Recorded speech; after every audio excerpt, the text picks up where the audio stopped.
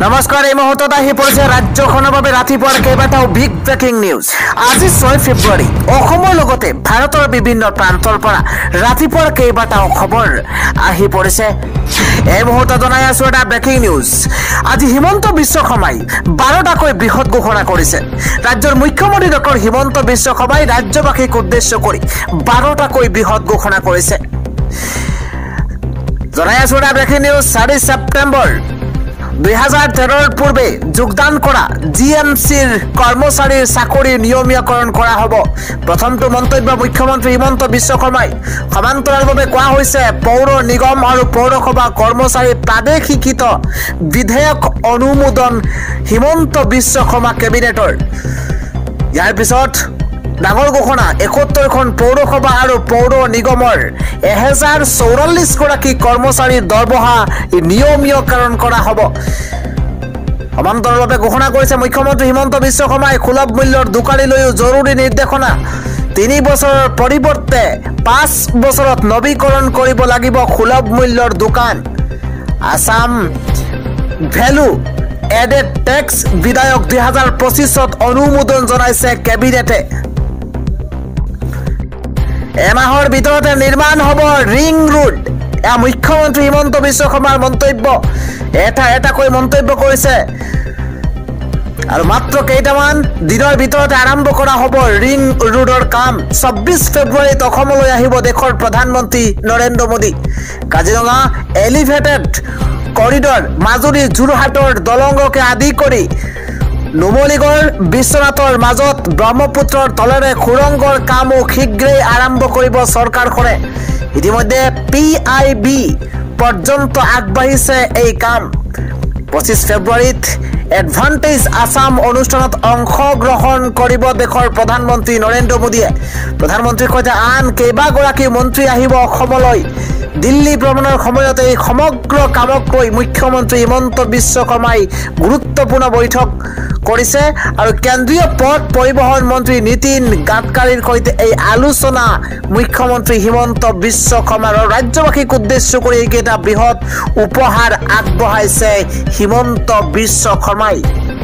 পৰৱৰ্তী খবৰটো হৈছে এইবাৰ গৰমৰ দিনত বিদ্যুৎ বিল দিব নালাগে আপুনি, কিয়নো এইবাৰ স্মাৰ্ট মিটাৰৰ অভিযোগৰ মাজতে আহি গৈছে ভাল খবৰ।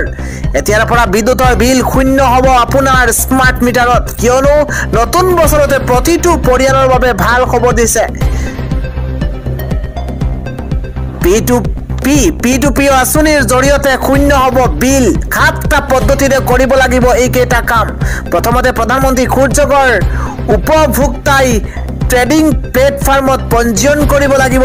পঞ্জীয়ন কৰাৰ পাছতে ক্ৰেতাসকলৰ বাবে অতিৰিক্ত সৌৰ ইউনিট উপলব্ধ কৰিবলৈ সন্মতি আগবঢ়াব লাগিব। দ্বিতীয়তে কোৱা হৈছে বিক্ৰেতাই বিক্ৰীৰ বাবে উপলব্ধ হোৱাকৈ অতিৰিক্ত ইউনিট আগবঢ়াব। তৃতীয়তে ক্ৰেতাসকলে ক্ৰয় কৰা নিৰ্দিষ্ট প্লেটফৰ্মত পঞ্জীয়ন কৰিব লাগিব। চতুৰ্থতে ক্ৰেতাসকলে বিক্ৰেতাৰ প্ৰস্তাৱ গ্ৰহণ কৰি পেমেণ্ট গেটৱেৰ জৰিয়তে ধন পৰিশোধ কৰিব লাগিব। এবাৰ আপোনাৰ গৰমৰ দিনত আপুনি বিল দিব নালাগে, এইদৰে আপুনি কাম কৰক। পঞ্চম, ক্ৰেতা বিক্ৰেতাৰ মাজত লেনদেন কাৰ্যকৰী প্লেটফৰ্মে সংগ্ৰহ কৰিব আৰু খুচৰা লেনদেন সম্পূৰ্ণ হোৱাৰ পাছতে বিক্ৰেতাৰ একাউণ্টৰ পৰা বিদ্যুৎ ইউনিট কৰ্তন কৰি ক্ৰেতাৰ একাউণ্টত সংযোগ কৰিব। আৰু সপ্তমতে কোৱা হৈছে বিক্ৰেতাৰ পৰা লাভ কৰা বিদ্যুৎ বিক্ৰী নহ'লে APDCLক পুনৰ বিক্ৰী কৰা হ'ব আৰু ইয়াৰ জৰিয়তে আপুনি বিদ্যুৎ বিল শূন্য কৰাৰ লগতে বিক্ৰী কৰি টকাও উপাৰ্জন কৰিব পাৰিব। আজিৰ ৰাতিপুৱাৰ পৰৱৰ্তী ব্ৰেকিং নিউজ হৈছে এইবাৰ শুভ মুহূৰ্তত পাতিছে অবৈধ বাংলাদেশীক বহিষ্কাৰ। শুভ মুহূৰ্তত পাতিছে অবৈধ বাংলাদেশীক বহিষ্কাৰ কৰিব নেকি হিমন্ত চৰকাৰে?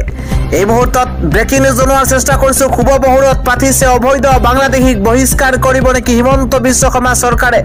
ডিটেনশ্যন কেম্পত থকা বাংলাদেশীক কিয় বাংলাদেশলৈ পঠিওৱা নাই হিমন্ত বিশ্ব শৰ্মা চৰকাৰে? বাংলাদেশী খেদিব নোৱাৰা হিমন্ত বিশ্ব শৰ্মা চৰকাৰক তীব্ৰ ককৰ্তনা সুপ্ৰিম কোৰ্টৰ। ডিটেনশ্যন কেম্পত ইমান দিনলৈকে অবৈধ বাংলাদেশীক আবদ্ধ কৰি ৰাখিব নোৱাৰিব। দুসপ্তাহৰ ভিতৰত ডিটেনশ্যন কেম্পত আবদ্ধ 63 গৰাকী বিদেশীক নিজ নিজ দেশলৈ পঠিয়াব লাগিব।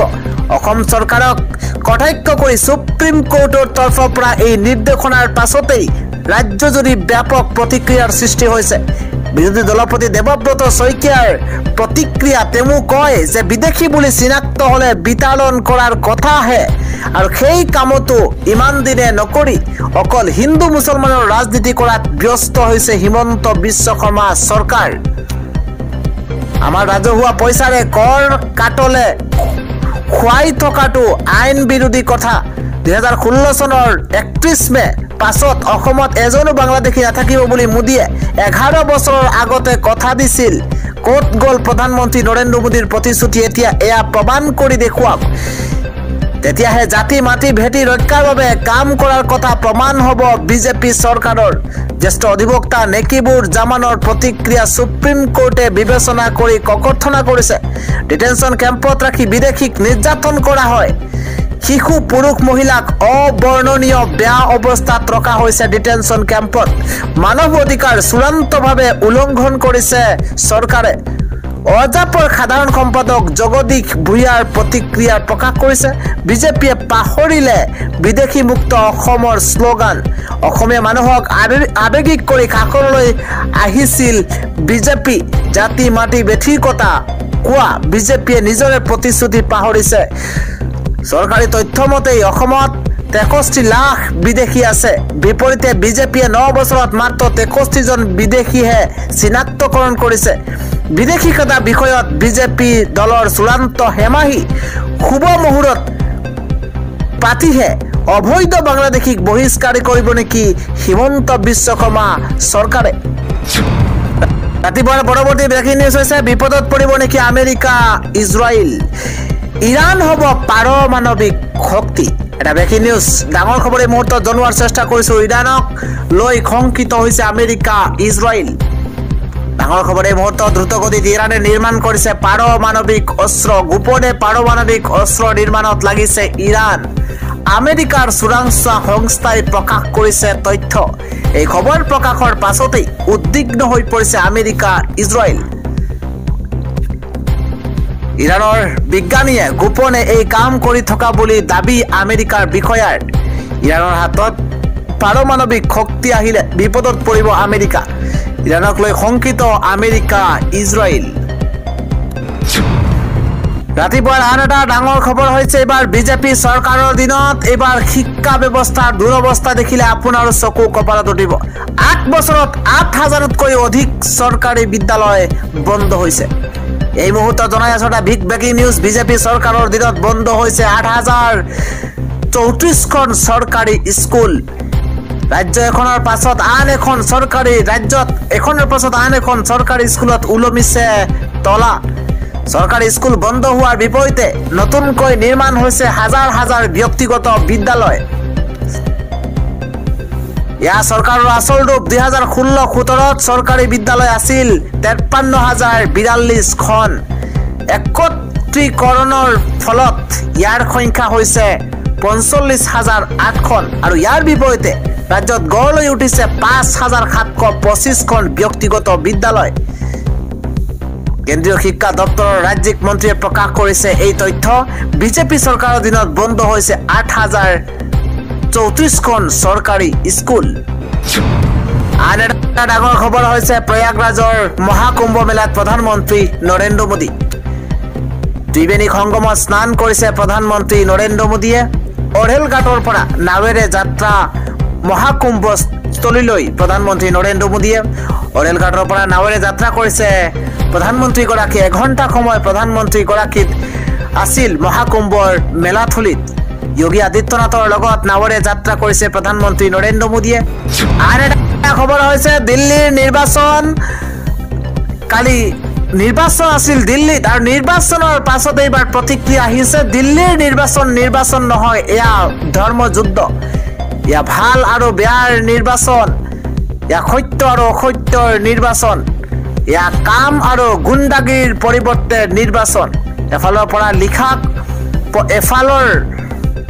লিখা কৰা সত্যবাদী মানুহ আছে, আনফালে গালি পৰা আৰু গুণ্ডাগিৰি কৰা মানুহ আছে মোৰ সম্পূৰ্ণ ভৰসা আছে দিল্লীৰ জনতাই কাম কৰা মানুহক ভোট দিব ইয়া ভৰসা আছে দিল্লীৰ জনতাই গুণ্ডাগিৰি আঁতৰাব দিল্লীৰ জনতাই ব্যাগ আঁতৰাব ৰাজনৈতিক নেতাই যিমানেই চেষ্টা নকৰক কিয় গণতন্ত্ৰত জনতাৰ ৰায়ে সৰ্বোচ্চ দিল্লীৰ বিধানসভা নিৰ্বাচনত ভোটদান কৰি ডাঙৰ মন্তব্য কৰিছে দিল্লীৰ মুখ্যমন্ত্ৰী আতিশী মাৰ্লেনাই আন এটা খবৰ হৈছে প্ৰতিদিনে কমিছে ভাৰতীয় টকাৰ মূল্য $1 বিপৰীতে ভাৰতীয় টকাৰ মূল্য হ'লগৈ 87.29 টকা এটা ডাঙৰ খবৰ প্ৰতিদিনে কমিছে ভাৰতীয় টকাৰ মূল্য $1 বিপৰীতে ভাৰতীয় টকাৰ মূল্য হ'লগৈ 87.29 টকা $1 বিপৰীতে ভাৰতীয় টকাৰ মূল্য হ্ৰাস পাইছে আৰু $1 বিপৰীতে পুনৰ হ্ৰাস হ'ল 67 পইচা হ্ৰাস হৈছে শুকুৰবাৰৰ দিনটোত ভাৰতীয় টকাৰ মূল্য আছিল 86.62 টকা আনহাতে সোমবাৰে ভাৰতীয় টকাৰ মূল্য হ্ৰাস পাই আমেৰিকান ডলাৰ হ'লগৈ 87.29 টকা টকাৰ মূল্য কমাৰ পিছত ইতিমধ্যে বিশেষজ্ঞসকলে মন্তব্য কৰিছে বিদেশী বিনিয়োগকাৰী ভাৰতত কমি যোৱাৰ বাবেই টকাৰ মূল্য হ্ৰাস হৈছে